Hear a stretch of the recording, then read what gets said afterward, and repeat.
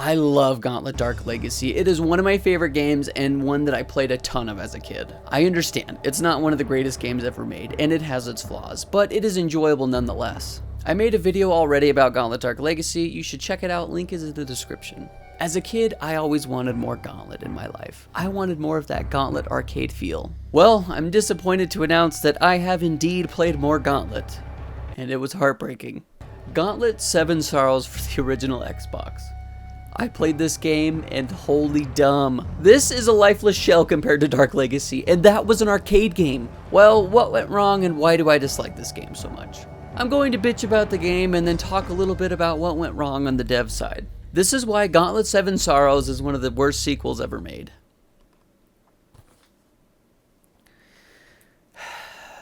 The bosses suck. It's boring. No power-ups. No puzzles. Mom, knock before you come into my room. Short as hell. No secrets. Eat my ass. I'd rather not Gauntlet. Okay. Breathe, Sky. Let me start over.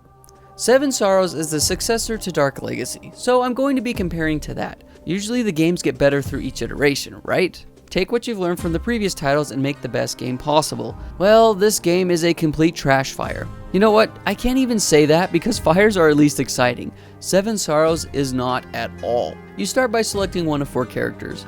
Warrior, Wizard, Archer, or Valkyrie. Staying true to the classics is fine, but Dark Legacy had so many more characters and colors to choose from. All 4 characters in this game play basically identical, so it doesn't even matter who you choose. I think the 4 characters are the only classic thing they kept from the Gauntlet series, the rest is just off the rails. 7 Sorrows is more of a hack and slash than an arcade shooter like the previous Gauntlets. In Legacy, you mostly hang back and throw projectiles, while in this title you are up close and personal. Hack and slashes aren't bad, but you've got to add things to change up the combat so it doesn't get stale. After the first mission, I knew exactly what kind of turd I was stepping in. Your moves are basic. You have a light move, a heavy attack, uppercut, power move, and then an AoE. That's pretty much it. You can purchase more moves from the shop at the end of each level with the gold you've collected throughout, but they are pretty much worthless and not needed. The best one was a block counter. I'm not saying Dark Legacy had exquisite combat, you basically hold one button the entire time, but Legacy has so much more to keep the player engaged and shake up encounters. How do they do this? One way is having tons of different enemies that do different things and force the player to adapt. In Dark Legacy, you have normal enemies. You have archers, bomb throwers, kamikaze dudes, ankle biters, generals, gargoyles, golems, and death. All of these enemies do different things, forcing the players to try different methods of killing. Generals bum rush you and are harder to kill, plus they can block attacks.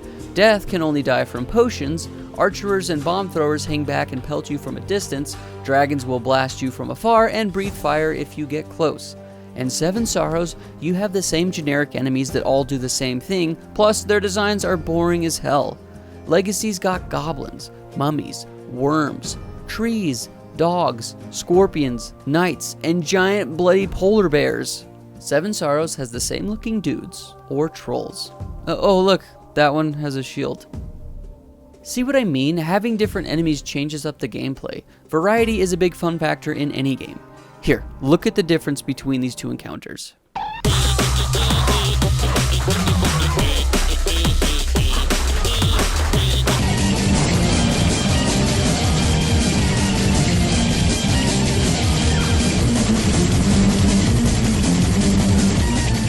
Death is in 7 Sorrows, but is way less scary. You can outrun it or just use an AoE and it dies. A cool thing in Dark Legacy was the build-ups to the boss fights. As you go through each stage, you see a menacing picture of a boss that is coming up. I wouldn't say the boss fights themselves are anything to write home about in Dark Legacy, but they are a hell of a lot cooler than in 7 Sorrows. Plus, you get gold and lots of XP from killing them. Look at the difference between boss fights.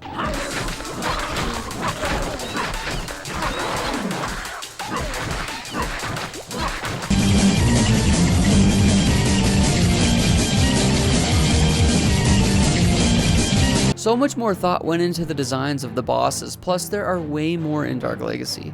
You fight dragons, a chimera, a spider queen, a genie, giant blobs, and so much more. In 7 Sorrows, you fight the same boss with a different skin. In this game, when you take damage, you eat to replenish your health, like in any other Gauntlet game. There is, however, only meat and cheese. Well, who gives an S, guy, what kind of food you eat? Yeah, you're probably right, but in Dark Legacy, even eating food was more extensive and fleshed out. Not only did you have a wider variety of foods to eat, you also had foods that poisoned you that you had to be wary of, and you could accidentally poison the food. In Seven Sorrows, you just eat some pocket cheese you got from some dude you killed or some meat you find in barrels. In Dark Legacy, a big thing that I really enjoyed was the collection aspect and all the fun items and power-ups you can acquire, which once again spices up the combat. Fire Breath, 3-way shot, invulnerability, Thor's hammer, a giant crossbow. Seven Sorrows literally has nothing. No reason to collect gold, you can only spend it on dumb moves you won't use. There are no keys, no potions, no items, there is nothing here. You just walk through and kill everything. Open up every chest, no strategy here. Even opening up goddamn treasure chests had more thought put into it in Dark Legacy. You need to collect keys to open up treasure chests. Some have food, gold, poison, death, or just a straight up bomb. You never know what you will get, but there is an item, the X-ray glasses, that lets you see what's inside so you can decide if you want to open it or not. There's just so much more to Dark Legacy, and so much more to collect, plus there are puzzles and secrets to find throughout each stage. Seven Sorrows is a fart in the wind. You can't hear it, you can't smell it, it may as well never happened. My disappointment is immeasurable, and my day is ruined. The level design is uninspired, bland, and not memorable at all. I can't even tell you one level that stuck out to me because they were all about the same. Most of them have you backtracking or going in circles because there was really nothing there. Nothing changes from level to level. The colors are all pretty flat and just plain boring. Let's compare to Dark Legacy. You've got 8 realms which are all different themed and stay true to said theme. You fight your way through castles, volcanoes, giant trees, frozen mountains, dream worlds, and even freaking hell. Seven Sorrows feels like you are playing the exact same level 16 times. Yeah, only 16 stages, which are all really short and took me about 4-ish hours to beat, and my god, did those 4 hours feel like an eternity. Dark Legacy has 60 individual stages that are pretty diverse and interesting to travel through. There isn't a hub world in Seven Sorrows, you just go from level to level, which I guess isn't a big deal, but Dark Legacy's hub world, although pretty basic, was still cool to walk around and see all the different themed realms that you could eventually unlock and go to. I'm not saying Dark Legacy's level design is perfect, but once again, I bring up the V word. Variety. It shakes things up and keeps the game fresh. Levels in Dark Legacy had traps you had to avoid, items placed all around to find and use, enemies in specific places to spice up encounters, and secrets hidden behind walls or puzzles you had to solve. They even had a secret character minigame that if completed granted you a new character to play as. I'm not going to compare graphics because both games are pretty ugly, but there is no denying that the level aesthetics and character designs are way more interesting in Dark Legacy. There are these narrated slideshows that are cool with a good voice actor, but the story is very underwhelming, which is fine because I don't play Gauntlet for the story. The music in Seven Sorrows is very generic, nothing really stood out to me. Honestly, the best way to describe Seven Sorrows is just boring. It feels like no love went into this, and it basically killed the franchise. I think the devs of this game were so bored of working on this small dog turd and just said, F it. It's got the Gauntlet name on it, no one will notice we didn't give a shit. How did this even happen?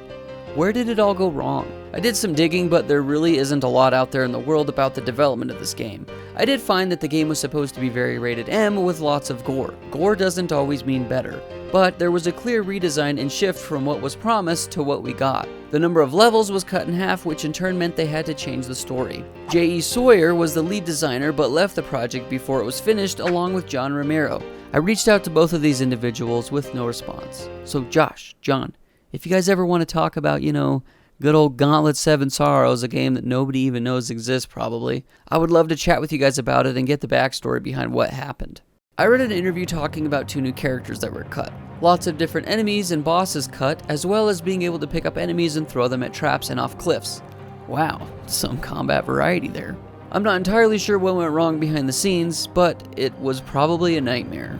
What we could have got with Seven Sorrows sounds pretty cool, and I'm sad we got what we did. I think what disappoints and baffles me the most is that Dark Legacy was an arcade game, yet offered more than Seven Sorrows, and it came out in 2000, 5 years before this crap bucket. It got way worse, is more repetitive, and has way less than an arcade game. I'm not saying Dark Legacy is a perfect game. It's not.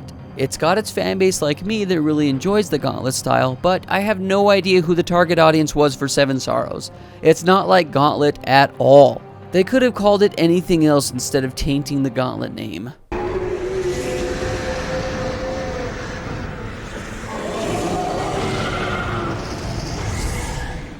Believe me when I say this, I want there to be better games out there than Gauntlet Dark Legacy. I love the game to bits, obviously, and I still need to play Gauntlet 2014 to see how that one fares. But I have played a game called Darksiders Genesis, which is exactly what I want out of a newer Gauntlet game. For anyone that is a big fan of dungeon crawlers and puzzle solving, you should go check it out, Darksiders Genesis. I also did a video on it, so you can check that out, link in the description as well, to see if it's something that you are interested in. Gauntlet 7 Sorrows is not the worst game ever made. It is playable, and I'm sure it's somebody's favorite game out there. But it is a terrible Gauntlet game. And that is why Gauntlet 7 Sorrows is one of the worst sequels ever made.